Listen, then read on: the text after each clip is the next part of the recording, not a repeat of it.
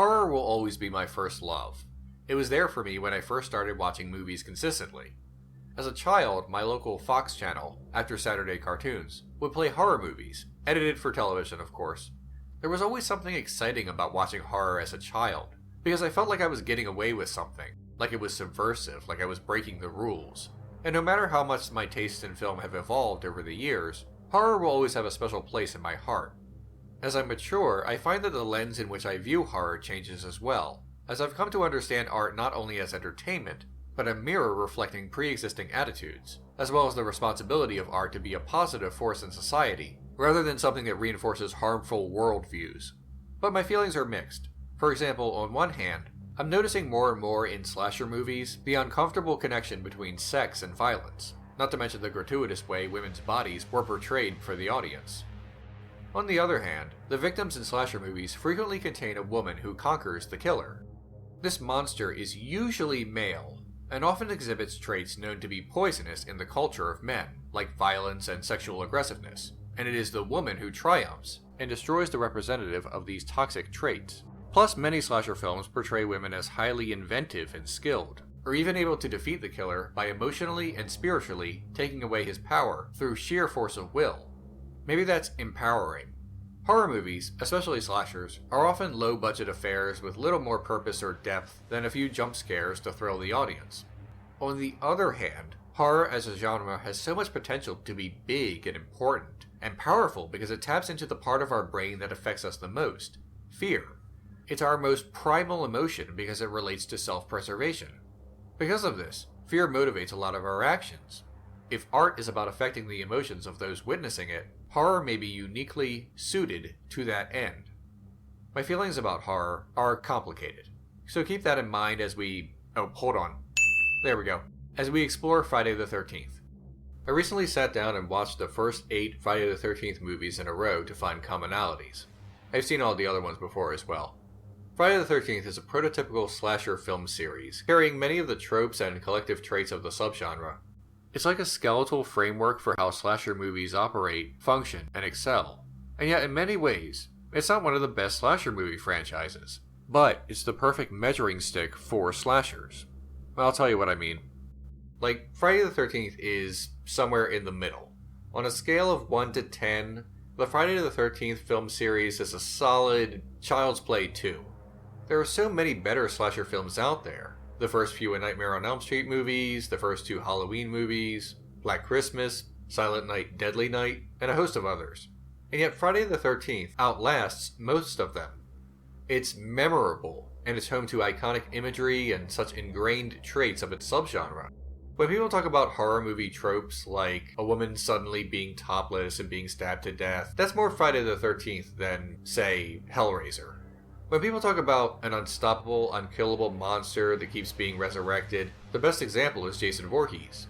Even Freddy Krueger didn't have as many rebirths as Jason. It's like Friday the 13th is the barometer by which we gauge all similar movies, even though it's not the best. It also differs wildly with other long-running slasher film franchises in another way. The first 3 A Nightmare on Elm Street movies are considered the best. Parts 4, 5, and Freddy's Dead are considered lesser Nightmare films. New Nightmare is great, but I'm referring to the main continuity.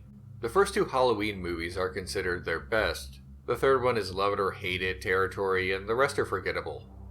All the long-running slasher film franchises of the late 70s and 80s, the heyday of the subgenre, follow a similar pattern of diminishing returns. Friday the 13th is all over the map. The first one is, honestly, at best, passable. And parts 2 and 3 are worse. Then, all of a sudden, Friday the 13th realizes it is completely ridiculous, starts to incorporate humor more, and it's immediately more entertaining. Don't you come near me, Sheriff, I warn you. I got a bomb on me. I swear to you. Part 6 is the best one. 6. Much later in the game than the others. It's the only Friday sequel in which the film critics, who are usually no fans of slashers, agree is a solid film. Friday the 13th is this weird outlier. The original Friday the 13th film has noticeable parallels to Alfred Hitchcock's 1960 horror classic, Psycho. Friday the 13th is a story of a mother who lost her son and believes he is speaking through her and commanding her to kill.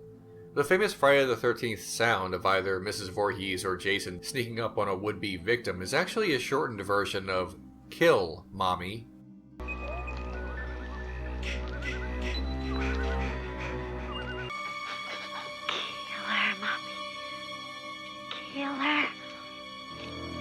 This is structurally Psycho in reverse. Psycho is the story of a son whose mother is dead, but who guides him to kill through a split personality.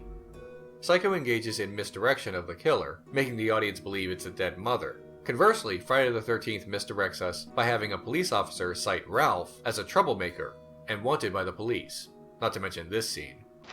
It's got a death curse! Psycho also introduces us to a woman who the audience is made to believe will survive to the end, but is actually killed off halfway into the film. Similarly, Friday the 13th introduces us to a young woman who we're made to believe is the famous final girl of a slasher movie. She's naive, hopeful, cheerful, all the makings of a final girl, but she dies. It is someone else who takes the role of the final girl. In addition to these narrative elements, Friday the 13th also borrows from Psycho through its soundtrack. Both sound eerily similar.